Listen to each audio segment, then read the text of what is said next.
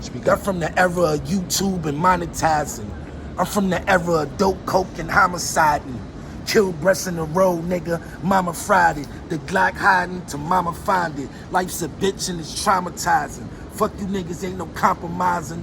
Lyrically, I'm just improvising. The beat knocking, the synthesizer. Cinnamon Cybertruck sitting sonic. Papa Don bit sip inside it. Piff exotic, my bitch erotic. The way a nigga walk on this shit, my flow methodic. I'm 45 with 30 years in, y'all do the knowledge. I'm him. You bitch ass niggas will get demolished. It's me. You clown ass niggas don't even try it. Them chains and that watch you wear, I went and buy it. I'm the heir to the throne, call me Messiah. Niggas never wanted no smoke, knowing I'm fire. Casa, Gully TV, bitch. Yeah. It's definitely an achievement I've been waiting for over 20 years to get. Yeah. It was like when you're a kid and you, like, especially when you're a young kid that came up off the music industry and the lineage I come from, we know it's so far past gold, but we always want that first gold plaque, you know what I'm saying? When you was a kid, you'd be like, I'm gonna get you, tell your mom, I'm gonna get you a gold record, I'm gonna get you a gold record. You ain't really know you can go past that, but now that we know we can get past gold and quadruple platinum and diamond and all that now because of how records are being sold. But I'm just appreciative to actually have my accolade and my achievement from the Diplomat album. It's a blessing that I'm finally about to receive my plaques. Like, it's something that I can pass on to my daughter, but she can look at it like my dad achieved something when he was a young kid like me.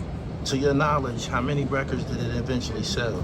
I think it's at platinum right now. I think it's like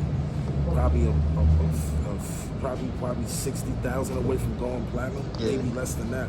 But it was when I registered for the plaques and all that, it was like you'll be receiving a platinum plaque too. So I'm getting my gold one first. So that's a blessing. Recently, I think it's been about a week now, the great Frankie Beverly passed away, man. Wow, Tell my viewers, man, some memories or anything that you got to say about the great Frankie Beverly, favorite songs, anything like that. Well, let me tell y'all some shit. When I was young, I had to be about 5 or 6. This is the era when your parents was having their little get-togethers, their little Friday night fish fries, a little Saturday night little get-togethers, and they take the white light out and they put the blue, red, or the green little color light in, and they get the album covers out and they putting that reef on the album covers, rolling up in that bamboo. Frankie Beverly was the soundtrack of those moods, especially when you talking about anthems. When you hear that, you make me happy. You know something that's gonna be forever embedded in any black family's cookout, any household. I grew up off of Frankie Beverly, like watching him. He made me want to wear dad hats when I was young because he stayed with a crispy white. Like, that's another thing. Frankie Beverly brought the crispy white dad hat to the game. He stayed with a crispy white dad hat. I think them was Gap joints that he was rocking. He's from Nautica, Philly. maybe from Could be, Yeah, he's from Philly, right? Yeah. Frankie Beverly is like an icon and from my background, you know what I'm saying? He got nothing but that good feeling music, you know what I'm saying? When you hear and you know the sound of a Frankie Beverly record. You know, it's just the vibe, like all that music back then was recorded off of high vibrations, fun. Nowadays, you ain't getting that. Rest in peace to Frankie Beverly. What you think about the current state of hip hop, man? When It's I say dying. that, it's out there that the streaming sites is brutal. People ain't getting no money. The niggas still going to jail. People still going to die. I was just talking about this on my live. Got Diddy and MDC. That's a big story.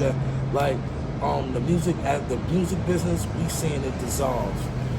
They're taking something that we had to post in our finger on for about the last 50 years. Hip hop is 50 years old. For the last, I say 40 years, we had to post when we was controlling it. And they seen young black kids from the urban communities getting very wealthy and rich from it, and we had control of it. Now we don't have no control of it. All the Kevin Lyles just stepped down 2 days ago. All the top executives, the gatekeepers, the ones that actually give a fuck about this culture, is stepping down. I don't know what's going on, but the industry is becoming just like the supermarkets. It's not going to be anybody in them offices. Everything is going to be ran automated, and they taking away from the culture, and then it's really fucking the culture up because the guys that they actually is fortunate enough to get these record deals, they either dying or going to jail. Yeah. You know what I'm saying? So they just making it seem like we get this clean money and this good money and we just turn it back corrupt. And that's what they look at us as. We always gonna be niggas. They always gonna look at us niggas. They ain't gonna they look past how great we are as entertainers and athletes. We always gonna be niggas. Yeah. What do you think that the Kevin Lyles situation could have something to do with the Diddy situation? Yes. Like it happened in the same week, like maybe like the next day or some shit like that. Man, Cat Williams told us a few months ago, everything that was in the dark will come to the light. There's a lot of people that's going to be exposed. His time is up. There's a lot of people that's getting put in positions and to where that the black man has to get the shit into the stick. You know what I'm saying? We gonna get like you, and then what makes it so bad about the whole Diddy situation is that they know us as a people is going to condemn it. I don't see not one white person speaking out. I don't see not one white person posting a meme. It's us, his own community. Yeah. The community that helped build him up will be the same one that helped tear you down. Yeah, I want to make a comment on that. I've covered hip hop, sports, and fashion. That's what I do. I cover it, right? And I said on my platform all the way up until they started to release details of the indictment, I said that I was pro Diddy. What I meant by that is I grew up on his music.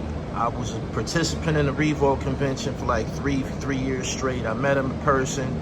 He gave me some great inspirational words. He shook my hand.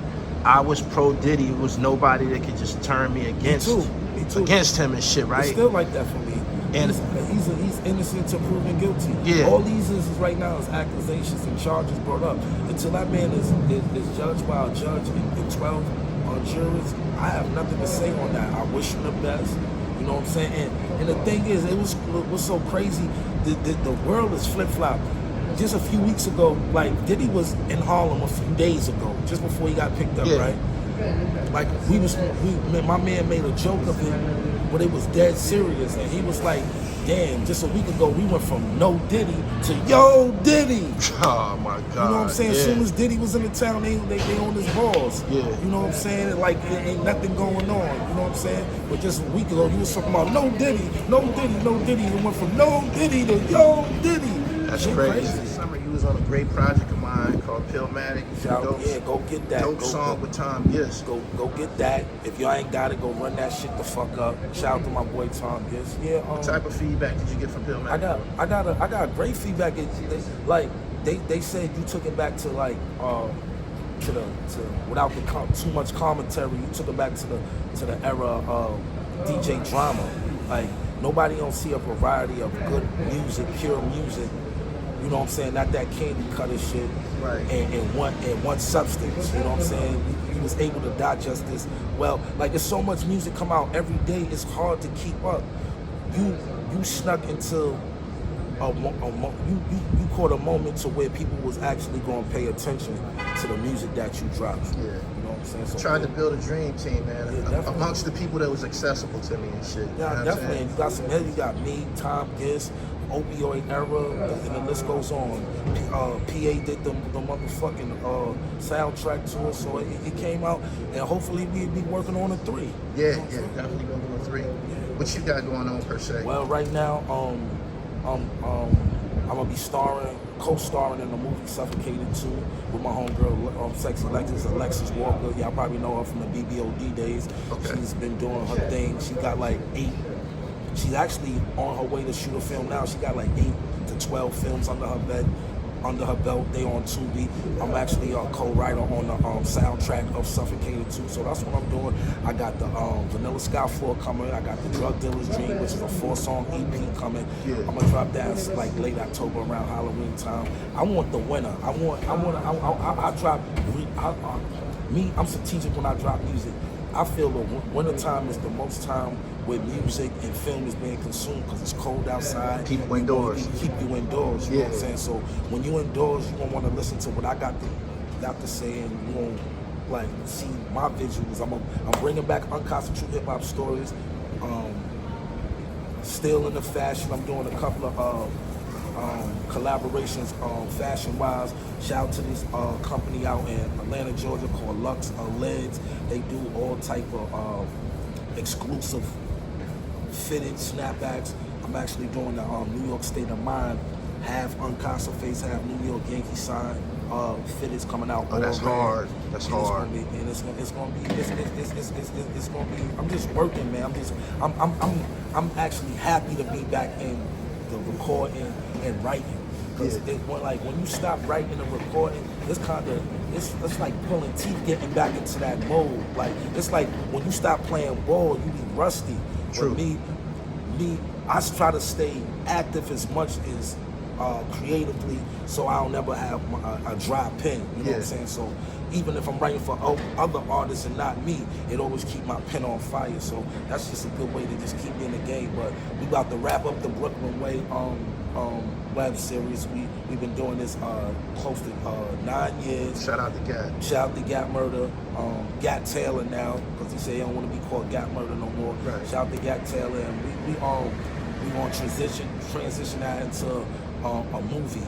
So this is like the last leg of a 10-year legacy of the Brooklyn Way. Thank you for the opportunity. Shout out to the cast. We did a great job over the last 10 years. We like the last of the Mohicans when it's coming to this to the web series game, because the web series kind of died out in like 2017, 2018, something like that. But I thought that people somebody should have continued to do it, because I don't feel it died out. I feel like, you know, when something comes through and it's popping, everybody jumps out to do it. Yeah. So, Money and Violence. I felt like it got oversaturated. It did, briefly. With bullshit. It did. Money and Violence kind of kicked off the whole web Money series and Violence thing, in my opinion, right? Respect Life, it showed you that you can, like, Respect Life was better than some TV shows. Yeah. Like, there was some that came along that was pretty riveting, and it seemed like once people stopped doing it, everybody stopped doing it. And what I got out of that is that what I got out of that was exactly like people didn't really have no good passion about it. They just wanted to be a part of something. Like you see everybody podcasting now and shit, which I can't wait till it dies, because a lot of people who do that shit, they hopped into my lane and shit. Like I remember when it was just I probably could count on my hand how many people were me, Doggy Diamonds, Queens Flip. Like it was a handful of people. You know why but we came from the DVD era and shit. Whereas that's why every week it's a new podcast coming out. Let me tell you what's gonna happen with the podcast game. Same thing that happens to everything that gets oversaturated. When you don't bring something new to it, whenever everybody.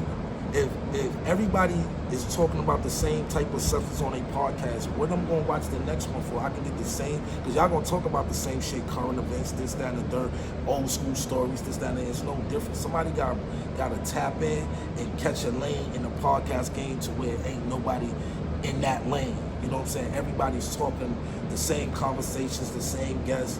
You know what I'm saying? So that's the one thing that separates Gully TV and many others, because it's just like the information that you get from. I like informative podcasts. I don't like gossipy podcasts. I like informative, some shit that I didn't know. You know what I'm saying? When you go to Gully TV, like you said, you come from the pre-DVD era and Feds and Don Diva magazine era. So it was stories that was captivating, because we've been hearing about them for so long. But then we get to have a piece of audio, a piece of film to go along with it, coincide. Nowadays, everybody got a phone, so ain't no content exclusive or nothing. If it goes viral, it goes viral. But everybody's doing what y'all doing. Everybody feel like they can edit these little programs on their phone and come up with content. Everybody can't do it. Everybody can have content, but is it good? No doubt. I seen an interview. Did you see the most recent interview Doggy Diamonds did with Nikki D? Yeah. She did a dope interview, and she was explaining how she was like, I don't know what happened to hip hop media. And Doggy said, what you mean by that? She said it's like now hip hop media is the same shit that goes on the regular news and shit. Like, whenever somebody's going to jail, whenever somebody got killed and shit like that, she like, that's all you kind of like hear from people who call themselves hip-hop journalists and shit. And I had to think to myself for a minute, even man. the approach of it. Yeah. It's like, you gotta think, like, anytime, like, we had it to where, like, if we heard, like, when Biggie died, Pac died, first person you knew you was gonna hear from was Kurt Lauder on MTV. MTV, facts. Right? And Kurt Lauder had a certain way of mystique, a way he brought his information to. Correct. You know what I'm saying? It was captivating. It made you, if you was any way connected to that artist, it made you drop a tear.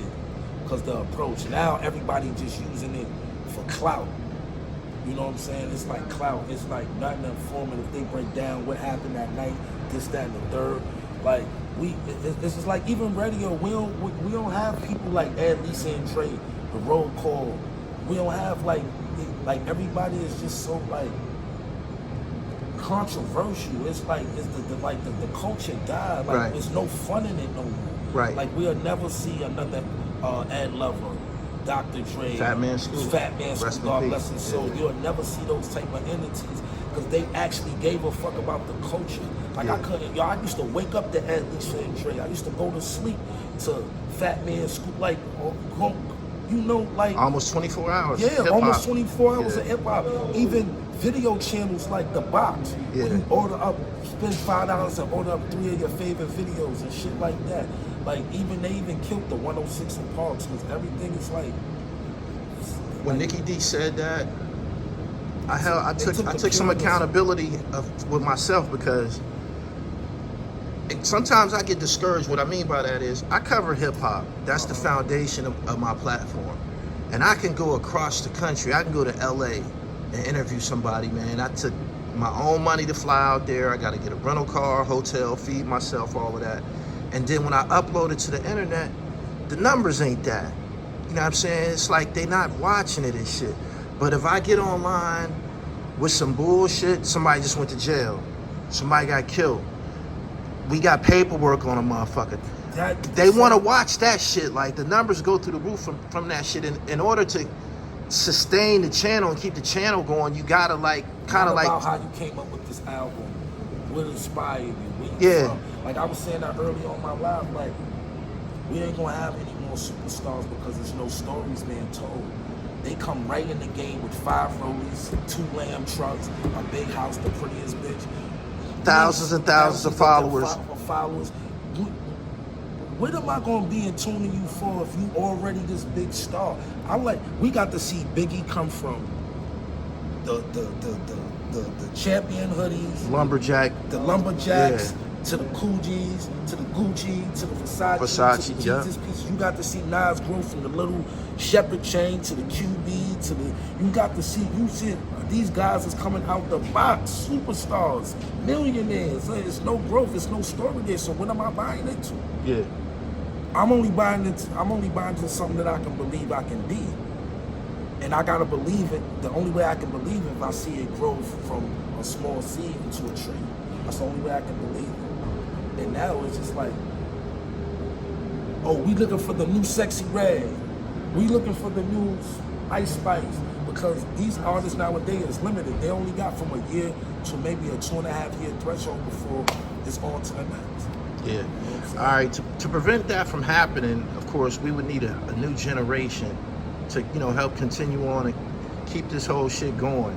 And one of the things I wanted to ask you yesterday that I didn't get around to it, like I asked you when I called you, I asked you about Corey Guns, right? When in all reality, I should be saying, yo, who the hot young nigga that's popping in Harlem right now? Like, who is the new niggas and shit? Is there a new generation, man? I'm not talking about drill rappers. I'm talking about niggas that got bars and getting busy and shit. Generation. You got the Nick Bucks. You got the Pyrex Porter. Shout the Pyrex Porter. You got the 4G Foreign. You got the Rich Rhymer. Who else? You got G Dot. You got Ray Moolah. You got Rich Rails. There's so many new artists. It's some spitters out here. Yeah. There's some spitters out here. But can they carry the banner? Is they nice? The class that y'all came in? Yeah, they can if they gather this information correct and take. Let me just say this: if they get around somebody that can direct them in the right direction, they gonna win super big. They'll be our next Nas's and Biggies and stuff of that caliber. Because lyrics get overlooked. It's about a trend now. It's about making one record. It ain't about being a star or creating. But those names that I just named to you, those are the guys that's going from 10, 15 years and now is going to be a force to be reckoned with as far as lyrical ability and taking it on. Yeah, we got a few. Okay. Tell them where they can grab the merch at, man. I'm about to get up out of here. I appreciate you sitting down with me all the time. At Cranberry and Vodka / Big Cartel. You can follow me at THRU Unkasa on Instagram, and follow my YouTube channel under the Unkasa brand. So you back over there putting up videos? Yeah. Because I'm back serving pies. My platform is more informative than gossipy. Break down the acronym PIES. PIES mean positive internet energy served. No doubt. I appreciate you. All the time. Amen. Yeah, and up there, I forgot to tell y'all, me and my boy Shice Bud, we got some things in the work. Y'all might be getting a 20-year anniversary Purple City album, so look out for that. You already know what it is. It's your favorite actor, Hassan Johnson, and I'm with the one and only Gully TV. You already know what time.